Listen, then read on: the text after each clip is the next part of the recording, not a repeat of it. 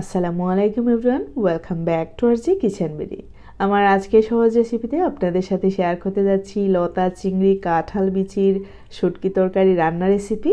আর থাকছে কাঁঠাল বিচি আমরা কিভাবে সংরক্ষণ করে রাখতে পারি। তো দেখতে পাচ্ছেন আমি একটি প্যানে কিছুটা পানি দিলাম আর সাথে শুটকি দিলাম। শুটকি অবশ্যই আপনাদের আন্দাজ মতো, আর পানি অবশ্যই বেশি দিলেও কোনো প্রবলেম নেই। তারপর খুব ভালো করে ফুটিয়ে যখন কাটা গোছা একদম আলাদা হয়ে যাবে তখনই কিন্তু আমরা নামিয়ে নিতে পারি। তো দেখতে পাচ্ছেন আমি এখন নামিয়ে নিচ্ছি, কারণ সব কিছু একদম খুলে খুলে গিয়েছে, কাটা একদম আলাদা হয়ে গেছে। আর ঠিক এইরকম যদি আমরা রান্না করি অনেক ঝামেলা কমে যায়। শুটকির প্যানটাকে আমি একটু সাইড করে নিচ্ছি, বসিয়ে দিচ্ছি আরেকটি প্যান, দিয়ে দিচ্ছি 1 কাপ পরিমাণ কাঁঠাল বিচি, তারপরে দিয়ে দিচ্ছি রসুন। এইখানে প্রায় 1টি রসুন আমি ছোট ছোট টুকরো করে নিলাম। তারপরে কাঁচামরিচ দিলাম, ঝাল অবশ্যই আপনাদের পছন্দ মতো। দিয়ে দিলাম 1 টেবিল চামচের চেয়ে একটু কম হলুদের গুঁড়ো আর 1 টেবিল চামচ পরিমাণ মরিচের গুঁড়ো, স্বাদ মতো লবণ। তারপরে দিয়ে দিচ্ছি এই যে শুটকির পানি। আমি আবারও শুটকিটা ধুয়ে পানি দিয়ে দিচ্ছি। আর এইখানে মূলত আর কোনো পানি অ্যাড হবে না, আমরা শুটকি ধুয়ে যতটুকু পানি অ্যাড করব ততটুকুই। যদি আপনারা আরও পানি অ্যাড করতে চান অবশ্যই শুরুতেই অ্যাড করে ফেলবেন।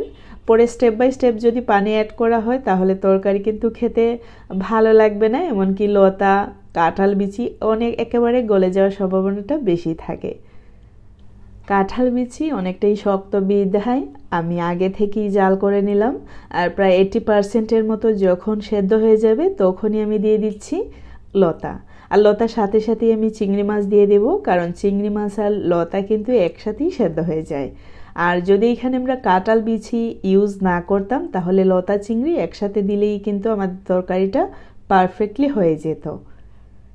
যদি শক্ত কিছু যেমন আলু কাঁঠাল বিচি এই টাইপের কিছু ইউজ করেন অবশ্যই আগে থেকেই সেদ্ধ করে নেওয়ার চেষ্টা করবেন, তবে অবশ্যই শুটকির পানিতে। এখন আমি বলছি কাঁঠাল বিচি আমরা কিভাবে সংরক্ষণ করে রাখতে পারি। কাঁঠাল খাওয়ার পর যে বীজগুলো আমরা পাই এই বীজগুলোকে অবশ্যই আবারও ভালো করে ধুয়ে নিতে হবে। তারপর একটি ঝাড়িতে রোদে শুকিয়ে নিতে হবে।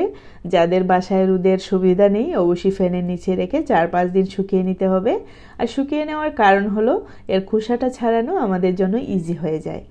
তারপরে আমাদের মন মতো কেটে পানির মধ্যে হলুদ এবং লবণ দিয়ে এই কাঁঠাল বীজগুলোকে সেদ্ধ করে নিতে হবে। খুব বেশি সেদ্ধ না, 10%-এর মতো সেদ্ধ করে নিলেই হবে।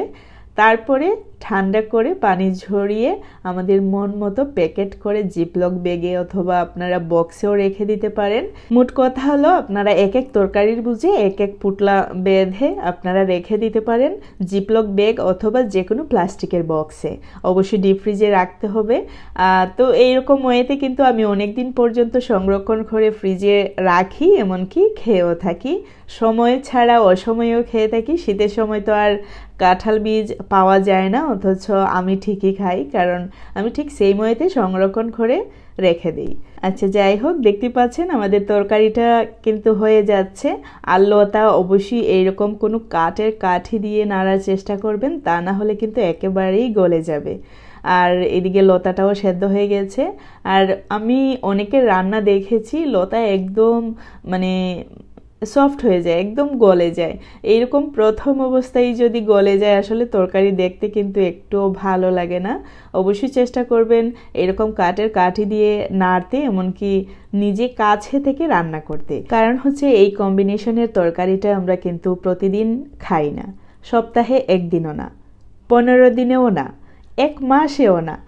সত্যি বলতে কি 2 থেকে 3 মাস পর পর এইরকম খাওয়া হয়। তবে শুটকি লতা এইগুলো তো প্রতিদিন যদি কেউ বলে খায় বিশ্বাস করি। তবে এই যে কম্বিনেশনটা 30 টাকার লতা 400 টাকার চিংড়ি মাছ, যদিও কথা শুনতে কিন্তু একটু কীরকম লাগছে কিন্তু তাই সত্যি। সো অবশ্যই আমাদেরকে একটু যত্ন সহকারে রান্না করতে হবে যাতে ফ্যামিলির সবাই খেয়ে মানে বলেন যে ভালো হয়েছে অথবা দেখতে ভালো লাগছে। অবশ্যই আমরা চাই ফ্যামিলির সবাই ঠিক এইরকমভাবে প্রশংসা করুক। আশা করি আমার আজকের এই রেসিপিটি আপনাদের কাছে অনেক ভালো লেগেছে। ভালো লাগলে অবশ্যই একটি লাইক দিতে ভুলবেন না, আর বেশি ভালো লাগলে সাবস্ক্রাইব, আরও বেশি ভালো লাগলে ফ্রেন্ডস ফ্যামিলি এমনকি নতুনদের সাথে শেয়ার করতে ভুলবেন না। আর হ্যাঁ, আরেকটি কথা, যদি সম্ভব হয় আর লোভ সামলিয়ে রাখতে পারেন তাহলে 2 নম্বর বার গরম করার পর তারপরে খাবেন। এখনও খেতে পারেন।